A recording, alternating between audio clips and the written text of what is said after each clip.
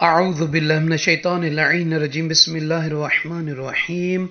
رب اشرح لی صدری ویسر لی امری واحلل عقدۃ من لسانی یفقہوا قولی اللہم صلی علی محمد و آل محمد۔ سامعین عزیز، اس ویڈیو میں ماہ شعبان المعظم کی 17ویں شب کی نماز، اس کا فضیل، اجر اور فضیلت کو بیان کرنا ہے، اور 17ویں دن کے روزے کے بارے میں اللہ کے نبی حضرت محمد مصطفیٰ صلی اللہ علیہ وآلہ وسلم کا فرمان مبارک ہے۔ فرماتے ہیں ان النبی صلی اللہ علیہ وآلہ قال ومن صلی فی اللیلۃ السابعۃ عشر من بان رکعتین، کہ جو شخص ماہ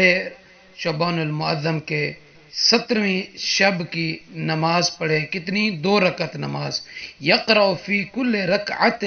فاتحۃ الکتاب مرہ وقل هو اللہ احد 71 مرہ، کہ جو شخص 2 رکعت نماز پڑھے ماہ رجب المرجب کی 17ویں شب میں، نیت یہ کرنی ہے کہ 2 رکعت نماز پڑھتا ہوں یا پڑھتی ہوں ماہ شعبان المعظم کی 17ویں رات کی قربتاً الی اللہ۔ اللہ اکبر کہنے کے بعد پہلی رکعت میں اور دوسری رکعت میں سورہ الحمد کو 1 مرتبہ، اور اس کے بعد 71 مرتبہ 71 مرتبہ جو ہے وہ سورہ توحید یعنی قل هو اللہ احد کو پہلی رکعت میں بھی اور دوسری رکعت میں پڑھنا ہے۔ اس کا اجر کیا ہے، ثواب کیا ہے؟ فرماتے ہیں فَإِذَا فَرَغَ مِن صَلَاتِهِ، جب نماز سے فارغ ہو جائیں، یہ نماز ختم کر لیں تشہد اور سلام، استغفر اللہ 70 مرہ، 70 مرتبہ تسبیح استغفار پڑھیں، استغفر اللہ ربی واتوب الیہ، استغفر اللہ ربی واتوب الیہ، یا استغفر اللہ۔ فرماتے ہیں فَإِنَّهُ لَا يَقُومُ مِن مَّقَامِهِ، یہ اس طریقے سے نماز پڑھنے والا اور پھر اس کے بعد 70 مرتبہ استغفار کی تسبیح پڑھنے والا اپنے مقام مصلی سے اٹھنے ہی نہیں پائے گا کہ حتی یغفر اللہ لہ، اللہ اسے معاف کر دے گا، اللہ اسے بخش دے گا، ولا یکتب علیہ خطیئۃ، کہ اللہ اس پر کوئی غلطی، خطا، گناہ اس کے نامہ اعمال میں نہیں لکھے گا۔ اسی طرح کا ثواب پچھلی بھی نمازوں میں گزر چکا ہے۔ تو مومنین سے عرض ہے اپنی دعاؤں میں یاد رکھیں گے۔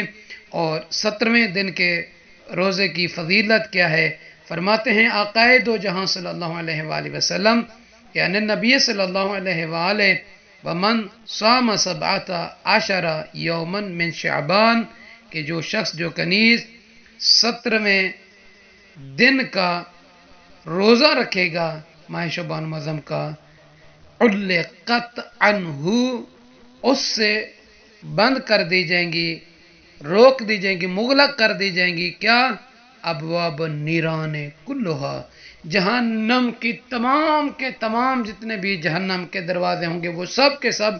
اس بندے، اس کنیز سے اللہ تعالیٰ بند کر دے گا، یعنی اللہ تعالیٰ اسے جہنم کے کسی بھی حصے میں نہیں ڈالے گا، جہنم کا ہر دروازہ اس کے لیے بند ہوگا، یعنی جس کے لیے جہنم کے دروازے بند ہوں گے سمجھیں کہ اللہ کی رحمت کے دروازے اس کے لیے کھلے ہوں گے، وہ جنت کے دروازوں سے داخل ہوگا۔ تو مومنین سے عرض اپنی دعاؤں میں یاد رکھیں گے۔ پروردگار عالم آپ سب کو اپنی حفظ و امان میں رکھے۔